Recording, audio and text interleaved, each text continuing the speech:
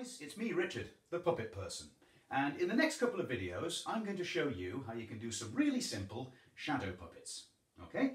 Now, shadow puppetry is one of the oldest forms of puppetry that there is. It's really popular in countries like Indonesia and India and China. And in those countries, they tend to use sort of flat paper puppets and put them against a bed sheet, for example, to use as a screen. Now, the sort of puppetry I'm going to teach you in this video is hand shadow puppetry. All right? Now, it's really simple to do. You don't need any building materials. And it was a really popular form of puppetry for thousands of years. I often think of it as the original television. Okay? So they were usually used as sort of visual aids in storytelling. So just imagine, for example, you're all sat around a campfire and one of the elders starts to tell you a horror story. They might use a visual aid in the form of a hand shadow puppet to create a monster, for example. Just to add some flair to the story they're telling and to keep everyone interested. Now, all you need for this, it's really simple. You just need a room that you can make nice and dark. It's daytime out there right now, but I'm going to try and make this room as dark as I can. I'll close the curtains and I'll turn the lights off. You need a blank wall, okay, or a screen or a bed sheet, and you just need a light, okay? So what I'm going to use for this is I'm just going to use the torch on my phone, all right? Because that's a really nice bright light and it's quite well focused. But you don't have to use a torch. People used to use candles for this sort of thing. Now, obviously, if you're going to use a candle, make sure you're doing it under supervision. Don't hurt yourself. Always act responsibly around open flames.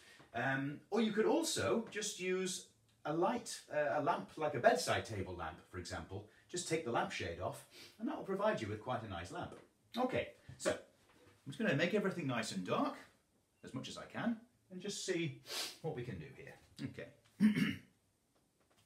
So, excuse me. Right, okay. Here's our screen. Here's our light. Nice and simple. Now, you'll be able to see me in this, but hopefully if you were doing it more professionally, you could focus it and find a way to remove the performer.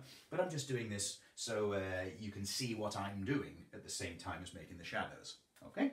So, hopefully you'll be able to see this okay. So first of all, maybe we want to make a wolf or a dog. Okay? Now all I do for that is I put my hands together like this. Okay? As you can see, it already kind of looks like a dog. But we can make it more like a dog if we move, for example, our index fingers in like this and touch them together like that, do you see? And now you can already see he's got a different shape to his head and he looks even more dog-like than before. And we can also isolate bits of him, so we can waggle his ears, or if he gets his attention in some way, yeah. We can isolate his nose, so I can wiggle my middle fingers so we can tell he's sniffing something. And for something really cool we could do is if I open up my little fingers at the bottom and I move the back little finger in the middle, yeah, so some cool little things you can do there. That's a dog. You could also make a bird. Bird's on the branch right now, but off he goes.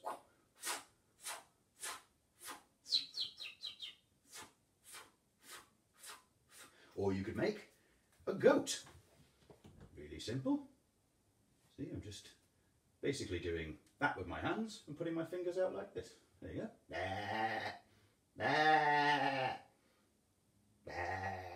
Or you could make a swan. You're just moving my hand together like that. Put my other hand here like this.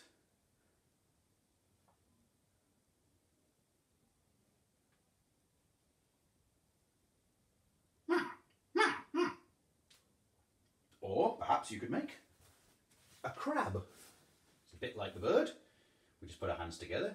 We create two nubbly bits here for his eyes. And there you go. Remember, crabs walk sideways. Okay, you've got a crab.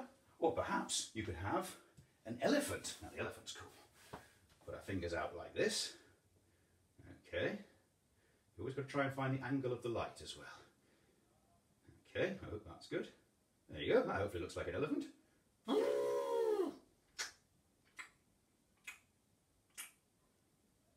Yeah.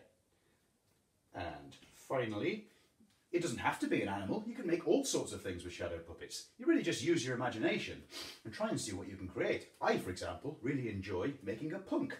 I can just go like this. I can shove my other hand here like this. And you can hopefully see a bit of a face there. Ugh. What are you looking at? Yeah. Yeah. So as you can see, the sky's really the limit with this kind of thing. And then once you've got your shadow puppets together, maybe you want to make a bit of a story out of them. Okay, so this will be a bit of a quick one, but here's just an example.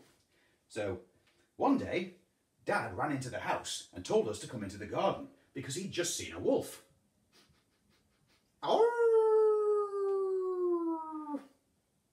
And an elephant.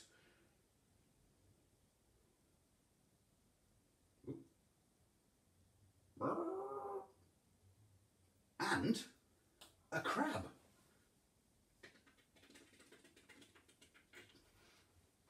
But when we ran out there ourselves to have a look, it turned out Dad was fibbing. He was just trying to get us to go outside. And all we really saw was a slimy old snail.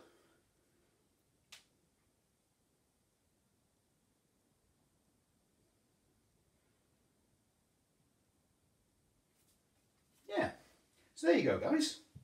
Why not have a bit of a play yourself? Send us any photographs of any shadow puppets that you might have come up with that I've not come up with in this video. Perhaps put a video together of a little story you've told and send that to us. But the main thing is just use your imagination, have an explore and see what's possible. And most of all, have fun. Thanks guys. Bye.